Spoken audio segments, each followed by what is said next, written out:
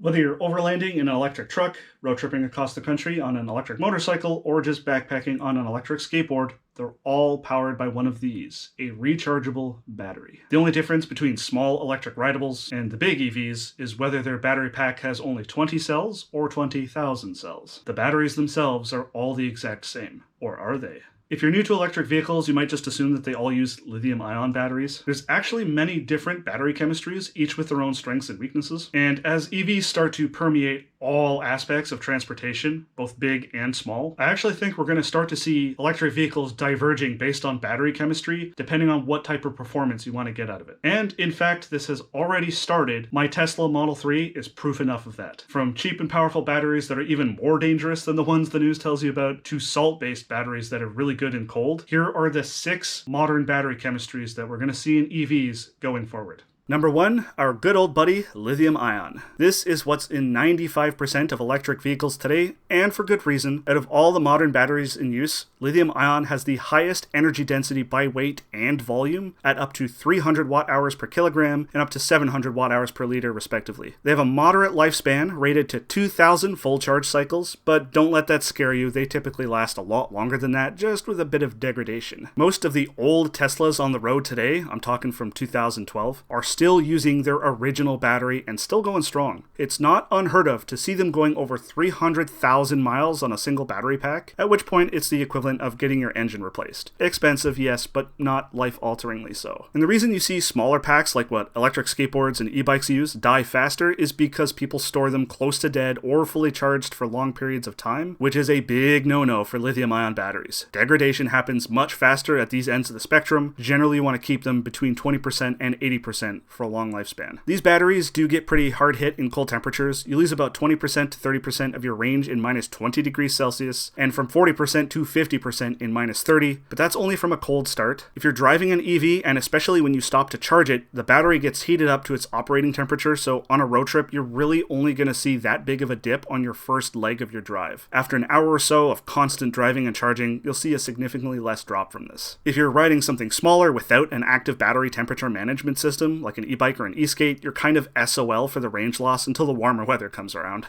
Lithium-ion batteries also do not like to be charged when frozen. If you plug a Tesla in while it's a frozen brick, it'll probably spend the first chunk of its time just heating the battery up first before it'll start charging it. Most EVs have a temperature management system that will do this and prevent the battery from being charged when it's too cold, as this will damage the battery. For small PEVs, they generally don't have a temperature control system like this, so be very careful about charging your lithium-ion batteries when they're ice cubes. Detach them, bring them inside, and let them warm up for half an hour before you plug them in to charge. And while the risk of fire isn't anywhere near as bad as what the news would have you believe, I would be remiss if I didn't say that yes, when broken open, they can cause a fire, but much like gas cars have hardcore engineering in place to prevent gas fires as much as possible, the same is true with EVs. Just don't throw your batteries into a paper shredder and you'll be good. Lithium-ion batteries generally cost an average of about $150 per kilowatt hour, and will likely to continue to be the gold standard for EVs with a focus on range and performance. Number 2, lithium iron phosphate. This battery chemistry has absolutely exploded in popularity the last couple years, and you'll see a lot more budget-friendly EVs using this type of battery. Remember how I said EVs were already starting to diverge based on battery chemistry? Case in point, my Tesla Model 3, which uses these LFP batteries, and is actually one of the first EVs in North America to do so. So let's start out with the bad. LFP batteries only have a mass energy density of up to 160 watt-hours per kilogram, with a volumetric energy density of up to 325 watt-hours per liter. You might notice that's roughly about half of a lithium-ion battery, so the question is, why all the positive buzz about LFP? Well, there's a few good reasons. For one, it doesn't need sketchy rare earths like cobalt, and the second, and arguably the biggest reason, is that they have 3 times or more the lifespan of a lithium-ion battery, with a best-case scenario rating of 10,000 cycles. So you know those Teslas I mentioned earlier that were hitting up to 500,000 miles on a single battery pack? What if those were using LFP batteries instead? It's a completely reasonable expectation that we could see LFP-based EVs hitting 1.5 million miles on one battery pack. Maybe even over 2 million. And the only reason we don't have any reports of this yet is that LFP-based EVs haven't been around long enough to come even close to accumulating that many miles. Even electric rideables where size and mass isn't a constraint are starting to look at LFP batteries. My electric raft project that I'm building, for instance, uses an LFP-based battery to power it. Much like lithium ion, they also get wrecked in cold temperatures, seeing a range loss of around 20 to 30% in -20 and 50% or maybe slightly worse in -30. And they also have the same frozen battery charging restriction as lithium ion. They're safer than lithium ion batteries with less chance of a thermal runaway, fire, from a bad or damaged cell, and if my math is right, it's about 3/4 the price of lithium ion at around $112 per kilowatt hour. As EVs become cheaper, this is what we'll start to see in budget-friendly EVs focusing on value and anything aiming for durability and a long lifespan. Number 3, nickel metal hydride. You surprised to see it on the list? I actually don't think we're done and dusted with nickel metal hydride batteries quite yet. Believe it or not, there's actually been EVs that used nickel metal hydride. The first was actually General Motors' legendary EV1, one of the very first electric cars made in the modern era. You ever heard of the documentary Who Killed the Electric Car? It was about this EV. It used a 26 kilowatt hour nickel metal hydride pack in the second generation of the design. And the second vehicle that used it was actually the first generation of the Toyota RAV4 EV. Starting all the way back in 1997, it used a 27 kilowatt hour NIMH pack. And even today, although not used for purely electric vehicles as of now, it's still used for many hybrids like Toyota, and it's still a common sight in small-scale electronics. My Xbox controller has some NIMH batteries in it right now. And while it's an older battery chemistry that doesn't hold a candle up to lithium-ion batteries, I think it's nothing to sneeze at. It has a mass energy density of up to 120 watt-hours per kilogram, and a volumetric energy density of up to 300 watt-hours per liter. So while it'll be heavier than a similarly sized LFP battery, it comes within spitting distance of the volume-based capacity. But the other downside is that it does have a poor lifespan of only half that of even lithium ion at only 1,000 cycles. They're also absolutely abysmal in cold temperatures, where I suspect this whole EVs don't work in the cold myth comes from. In -20, they see a 50% loss in capacity, and in -30 degrees, they see an absolutely jaw-dropping 70% loss. And, much like lithium ion, they can't charge in the cold. Terrible, right? But I still think there's a use case for them for 2 reasons: cost and safety. NIMH batteries are less likely than even LFP batteries to catch fire because they're so thermally stable. They're also much cheaper than lithium-ion batteries. It was hard to peg an exact figure, but the worst case I found was that they're on par with LFP at only 3/4 the cost of lithium-ion, and the best case was an absolutely staggering 50%, that's half the cost, of lithium-ion, which would put it at a mere $75 per kilowatt hour. They're also easier to recycle than lithium-ion batteries. I see a use for them in low-quantity production runs of EVs wanting to get the best bang for your buck battery, if they can get that half-cost pricing, for vehicles in warmer climates that aren't doing high mileage.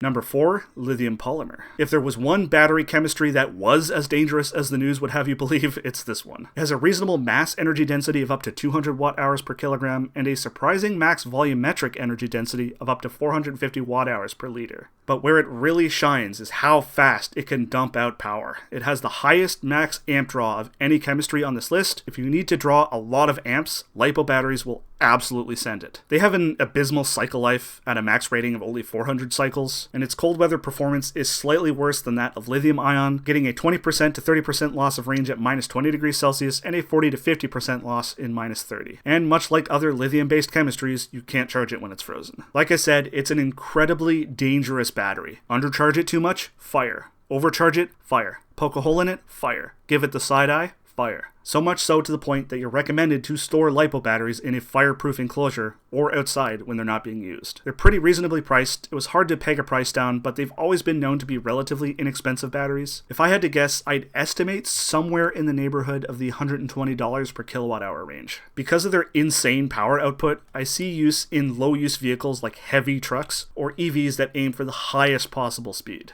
Number 5, lead acid. You might be surprised to see this one on the list, but hear me out. Not only is lead acid still widely used, just take a look at your gas car's 12-volt battery, or heck, even most EVs' 12-volt battery, but I still think it has a lot to offer as the main power pack for EVs. In fact, I think this might be the most widely neglected battery chemistry on this entire list. For mass and volume-based energy density, they rate extremely poorly, at up to 50 watt-hours per kilogram and 80 watt-hours per liter, respectively. They also don't have the greatest cycle life at a max deep cycle rating of up to 500 cycles. That was the best I could find. But where it really puts the screws to other battery chemistries is in cost. Lead acid is the cheapest battery on the list per kilowatt hour, getting as low as 20% the cost of lithium ion, and for those keeping track, that's $30 per kilowatt hour. They're also easily recyclable. If you wanted to make the absolute cheapest EV possible, with a best case scenario of a quarter the cycle life of the lithium ion battery, it still sounds like a very bad proposition, but that's only if you're doing a deep discharge. If you keep it closer to fully charged, you can dramatically improve its health. The average person only drives 59 kilometers in a day, and even when it came time to pay for a replacement battery, you're really only looking at the cost of the labor, with the raw materials cost being no worse than a set of tires. If designed right, it could be as simple as a $1,000 15-minute stopover where they hoist your car up, drop the pack, pop in the new one, and send you on your way. A wrench gets thrown in with the addition of cold temperatures though, as lead acid gets hit with a 50% capacity loss in minus 20 degrees Celsius and up to 70% in minus 30. Much like every other battery, you can't charge it when it's frozen. You can't fast charge lead acid either. For the longest lifespan, you're only looking at 15% an hour with a maximum fast charge of 25% an hour. It's definitely not something meant for road trips. I see a use case for short distance EVs in warmer climates, where the absolute lowest price possible is the main goal.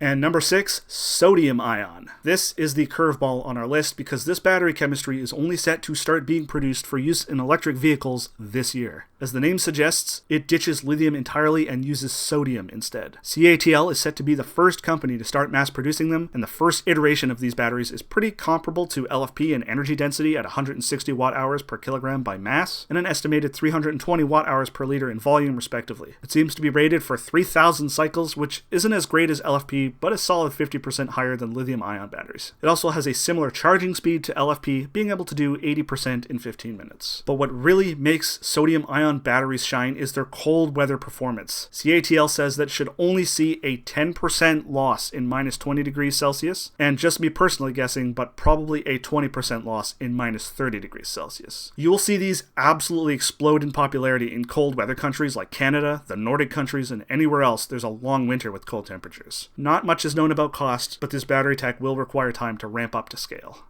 With 10% of all vehicle sales worldwide being EVs back in February, it's really interesting to see where things are going. If you want to see the crazy adventures I get up to with my EVs, click the card.